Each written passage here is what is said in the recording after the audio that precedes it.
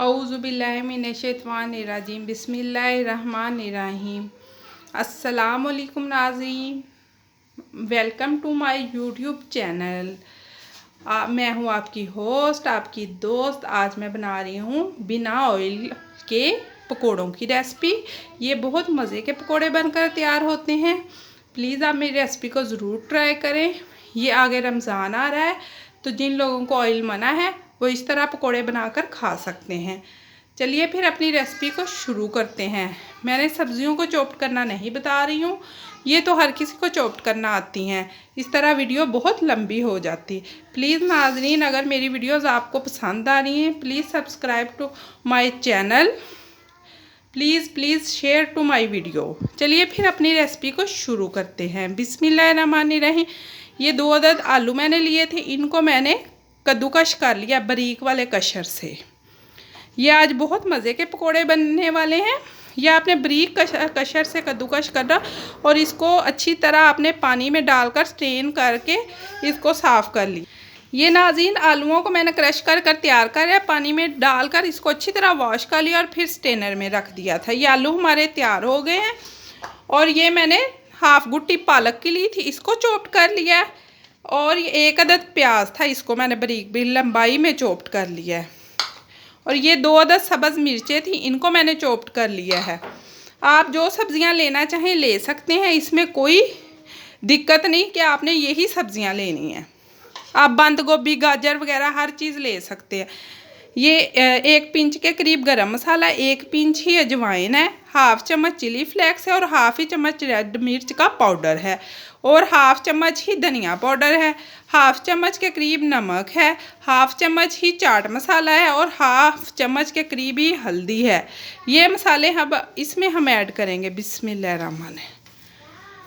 आप अपने टेस्ट के अकॉर्डिंग कम या ज़्यादा मसाले कर सकते हैं।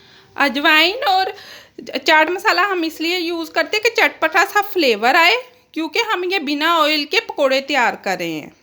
और ये हमने 1 अदद जो प्याज चॉप्ट किया था ये मैं इसमें डालती हूँ। और ये 2 सब्ज़ मिर्चें थी, ये भी मैं डाल देती हूँ इसके अंदर। और ये पालक भी डाल देती हूँ। ये 3 चम्मच के करीब मैं तकरीबन बेसन इसमें ऐड करूँगी। इसको मैंने छान कर स्टेन कर रखा हुआ है।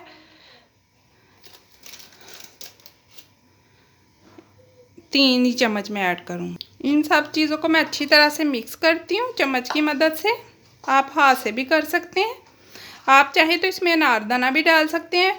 हमारे घर में अनारदाना पसंद नहीं करते, इस वजह से मैं स्किप कर रही हूँ। आपने इन सब चीज़ों को बारीक चॉप्ट करना है, क्योंकि ये हम फ्राई नहीं कर रहे, इस वजह से आपको बारीक कशर से ही इनको चॉप्ट करना पड़ेगा, ताकि ये अच्छी तरह से गल सकें सारी चीज़ें।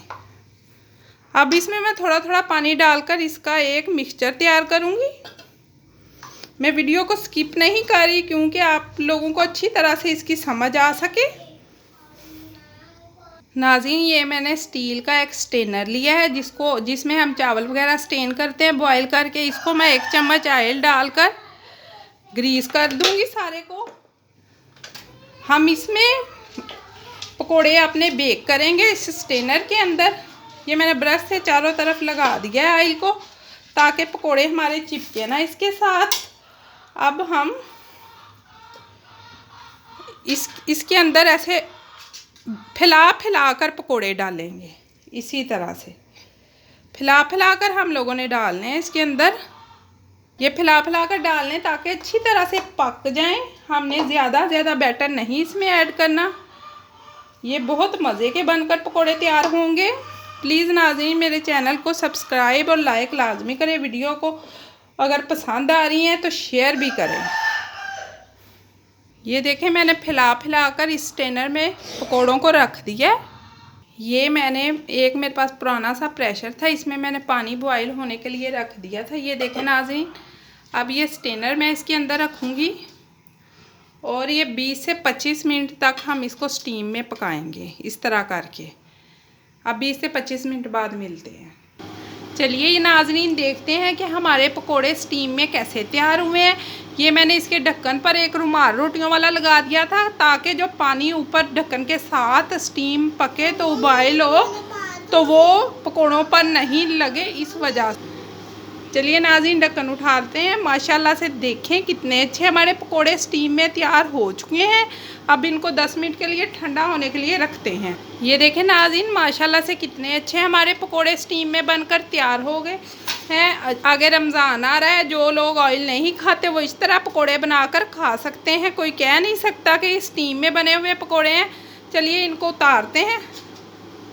ये देखें माशाल्लाह से इनकी लुक चेक करें, इतने सॉफ्ट और अच्छे बने हैं ये पकोड़े।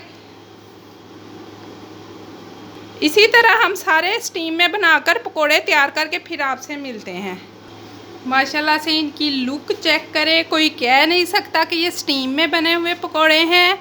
माशाल्लाह से ये देखें नाज़रीन, बिना ऑयल के बने हुए पकोड़े तैयार हैं। जो लोग बीमार, डायबिटीज़ के मरीज़ हैं, उनके साथ ये रेसिपी ज़रूर शेयर करें ताकि वो रमज़ान में पकोड़े खा सकें।